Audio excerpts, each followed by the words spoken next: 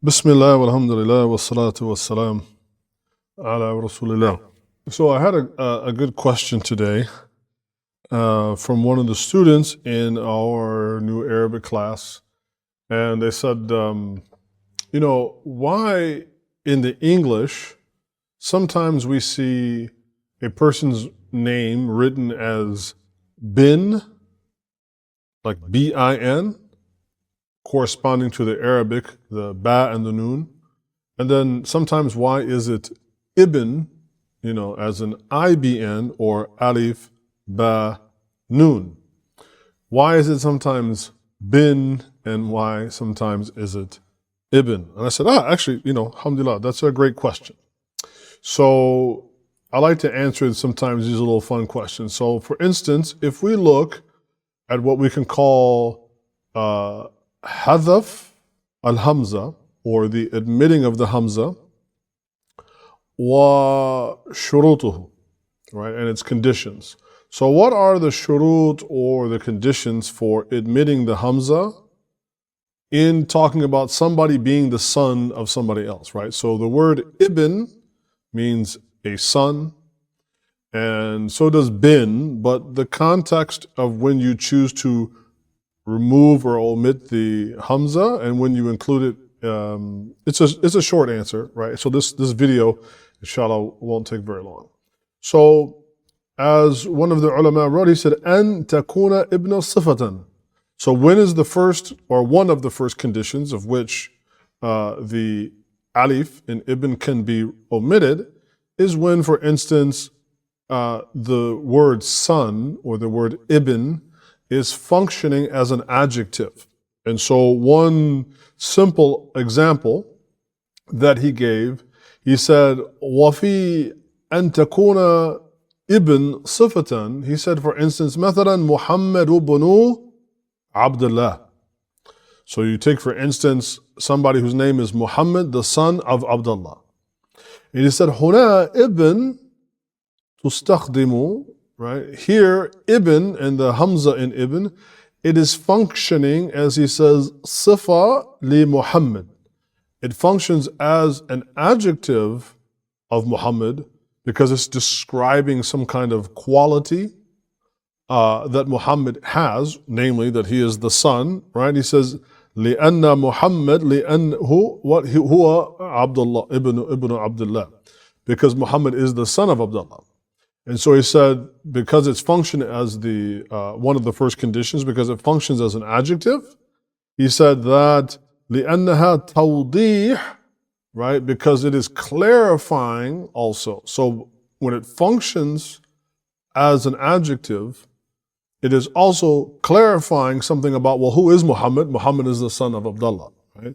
So he says لأنها توضيح أن محمد هو ابن Abdullah, that he is the son of Abdullah. So that's one of the conditions by which. He also mentions أن يكون العلم الأول, that if it occurs between a proper noun, so alam al-awwal, right, مضافا إلى العلم الثاني, and then another proper noun comes after it, and the ibn occurs in between the two of them. So go back to our example. You have Muhammad is a proper noun, and Abdullah is a proper noun, a proper name. And so because Muhammad and Abdullah are both proper names, if you put ibn in between them, then al-alif is mahdhuf, right? Then the alif becomes omitted. And so you get Muhammad ibn Abdullah, Muhammad bin Abdullah. And so he continues that, he says, because ibna, because the word ibn, he says, tarbitu baynahuma alaqatu nasab. Because the way that ibn here functions also more specifically is because it is connected to their lineage. It is connected to their lineage. So Muhammad, his father is Abdullah. And so that, because it's speaking about lineage, that's one of them. He says, أن تأتي ابن بين اسمين علمين مباشرة. So the other is that also if the ibn or son of, he says تأتي بين اسمين علمين. If it also what? If it occurs between two proper nouns or two proper names, مباشرة, directly, دون أن يفصل بينهما فاصل. So then another is that if it occurs without any separator, right? There's no fasil, there's no separation between the two of them, and then in that case, you would emit the alif in ibn, and it just becomes bin. And so, of course, then what begs the question is, well, what happens if we have a situation in which it is the opposite, right? So you will often find like prominent people, like scholars, they might be called Ibn Fulan, like Ibn so-and-so. So take, for instance, the author of the famous poem on grammar. The poem is called the Alfiya, and it's called the Alfiya of who? Ibn Malik. And it's written with the alif. So Alfiya to Ibn Malik. The Alfiya of Ibn Malik, not the Alfiya of bin Malik. So if we go back and look at our conditions, why is it ibn and not bin? So one, we say what? It has to function as sifa. So Alfiya is not a sifa, right? Alfiya, which simply means 1,000 lines, is referring to the poem being roughly 1,000 lines of poetry long, right? Because alf, meaning 1,000. So by it being called the Alfiya, that doesn't really function as a description or a characteristic, right? It's actually, that would be just purely an idafa, right? Or a noun conjunction. And so it's actually, in some ways, this is a good example of the opposite case.